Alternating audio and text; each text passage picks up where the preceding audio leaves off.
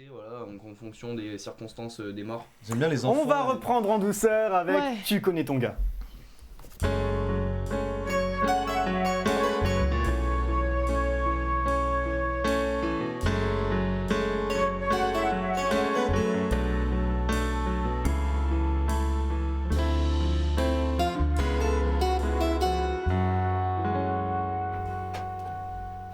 Une chronique littéraire de qualité de la part de notre cher Monsieur Mêlé, c'est à vous. De qualité, on verra. En tout cas, cette petite chronique littéraire s'appelle aujourd'hui Alchimie.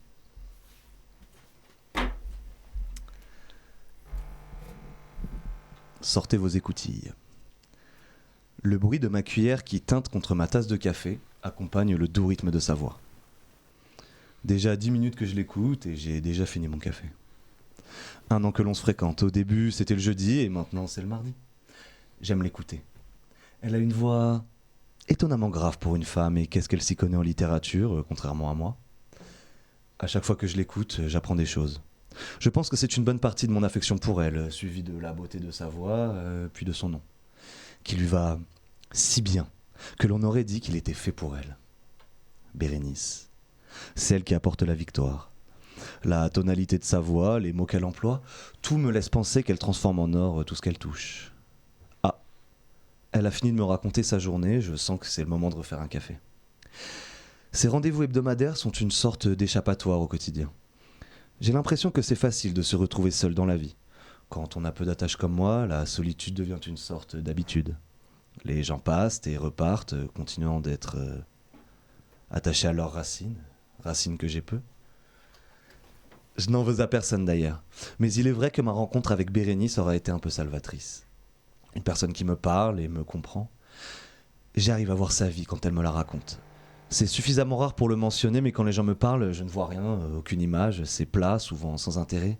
Ces histoires, elles, sont pleines de couleurs, de formes, de volutes, avec des rebondissements, une morale, un vocabulaire sans dire parfait, propre à elle.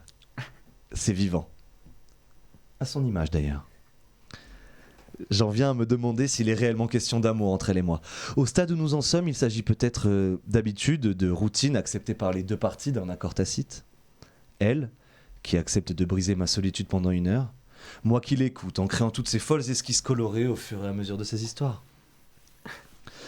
Aujourd'hui, elle a choisi de me parler de musique, de ce qu'elle écoute ou a écouté, et ce que certains morceaux ont pu signifier pour elle au cours de sa vie. J'ai par ailleurs découvert qu'on peut tout à fait faire l'amour sur du Marilyn Manson, terminer une relation de plusieurs mois en écoutant Agnès Obel ou encore faire la fête sur du Nirvana.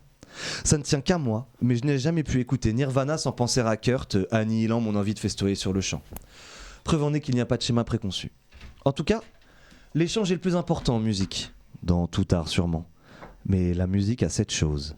Elle appartient à la fois à nous seuls et à tout le monde. Un peu comme notre acteur préféré ou la dernière série Netflix où tout un chacun peut et doit s'identifier.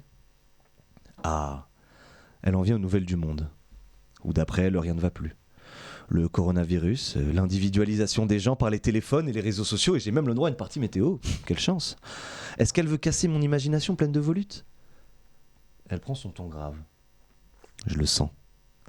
Quand elle parle de sujets qu'elle estime sérieux, elle descend d'un octave. Je retombe amoureux d'elle dans ces moments-là sans manquer. À chaque fois, elle le fait exprès, j'en suis certain.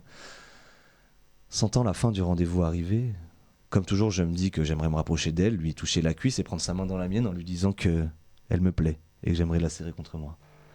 J'esquisse simplement un semblant de sourire en finissant ma 3e tasse de café. Sa voix grave laisse toujours place à une voix suave. Encore touchée des sujets dont elle vient de parler, mais ne voulant rien laisser paraître, mais moi je le sens. Ce n'est pas sa voix du début. C'est une voix pleine d'émotions, mais ne voulant en laisser s'échapper aucune. Elle parle des relations amoureuses, que un tel a trompé un tel dans le monde de la mode, que Monsieur Beau-Gosse et Madame Barbie de telle télé-réalité ont eu un enfant. Elle a besoin de parler de sujets légers, ça ne me pose pas de problème, je n'ai juste rien à en dire.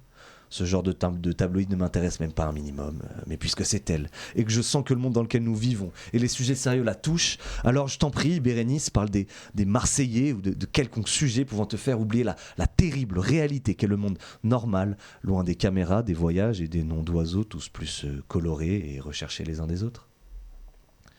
Plus je l'écoute, plus je perds mon objectivité par rapport à elle et au monde. C'est son pouvoir sur moi qui m'a permis d'accepter ma solitude et je reviens chaque semaine en ayant perdu mon attachement pour elle et je reviens en étant encore plus amoureux d'elle que la dernière fois. La musique, suivant son départ couplé à mon silence, installe une sorte de vide dans mon appartement. Le chroniqueur radio suivant prend place. J'éteins cette même radio et à la semaine prochaine. Merci de m'avoir écouté.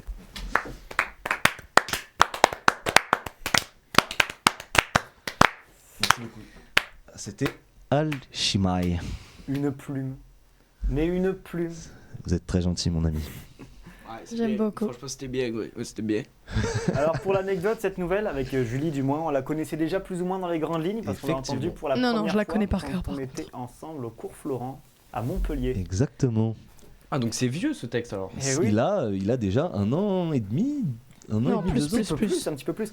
À l'époque-là, en deuxième année, 2 on ans avait un peut-être, exercice qui s'appelait la carte blanche, si je me trompe pas, et c'était dans cet exercice-là que tu nous as balancé cette Peut-être, ouais. chronique. Et qu'est-ce qui Mais- t'a Et à inspiré ce alors moment-là, Je crois qu'on la connaissait encore avant ça. Hein. Tu nous l'as Dans un bar, Dans tous les un 3. bar, tous les trois. c'est Ouais. pas impossible. Et c'est là que Enzo est tombé amoureux de Gabriel. Exactement. Que la love story begin.